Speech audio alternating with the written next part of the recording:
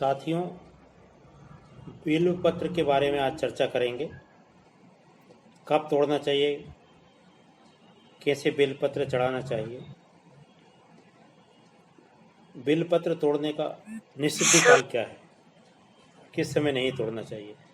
बिल्व पत्र चतुर्थी को, अष्टमी को, नवमी को, चतुर्दशी को और अमावस्या तिथियों को नहीं तोड़ना चाहिए।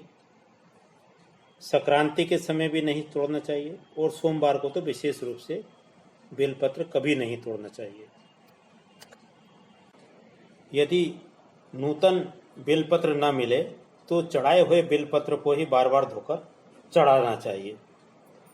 बासी जल और फूल का निषेध भी है। जो फूल, पत्ते और जल बासी हो गए हों उन्हें देवता पर न ही चढ़ाना चाहिए। जल भी ताज़ा चढ़ाना चाहिए। किंतु तुलसी दल और गंगा जल कभी बासे नहीं होते और तीर्थों का जल भी कभी बासा नहीं होता।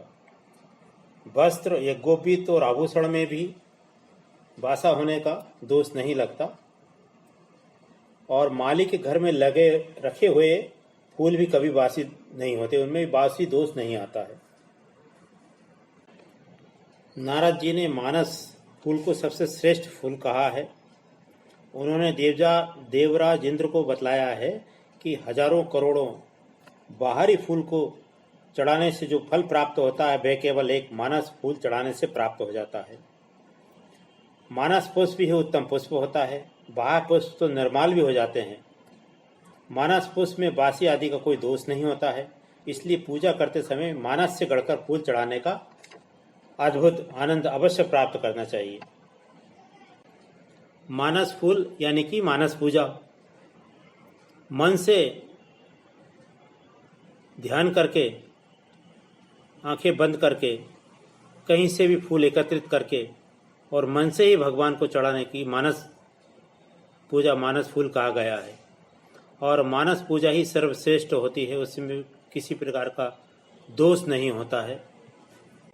मानस पूजा को हम इस आशय से भी समझते हैं कि जब हम भगवान की पूजा के लिए फूल एकत्रित करते हैं तो पूरे मन से, ध्यान से हम फूल एकत्रित करते हैं और जिस समय फूल हम तोड़ते हैं, पौधे से एकत्रित करते हैं, वास्तव में उस समय भगवान को फूल चढ़ चुका होता है। वो ऐसा इसलिए है कि हम इतने ध्यान मग्न हो जाते हैं फूल तोड़ते समय कि हमें ध्यान रहता है इतना ही कि ये फूल हम ले जाकर भगवान को चढ़ाएंगे, उनकी सुंदरता में चार चांद लगेंगे, भगवान प्रसन्न होंगे, हमें आशीर्वाद देंगे, खुश होंगे। इसके विपरीत फूल तोड़कर जैसे ही हम मंदिर में जाते हैं और भगवान को फूल चढ़ाते हैं, हमारा ध्यान दूसरी तरफ जाता है, घर गृहस्थी की तरफ जाता है। जल्दी से फूल चढ़ाएं, ऑफिस जाना है, कामकाज के समय जाना है, बच्चों को संभालना है, दूसरे कामकाज हैं। फूल चढ़ाते समय बहुत सारी बातें ध्यान में आती हैं। तो इन दोनों बातों से आशा ये निकलता है कि जिस समय हम फूल तोड़ रहे होते हैं उस समय भगवान को वो फूल चढ़ चुका होता है। बाद में तो हम भौतिक क्रियाएं करते हैं। तो वास्तव में यदि फल मिलेगा तो उस समय का मिलेगा जिस समय में फूल तोड़ रहे होते हैं। इस बात का ध्यान हमें रहे तो मानस पूजा सर्वश्रेष्ठ होती है और सर्व फलदायी होती है।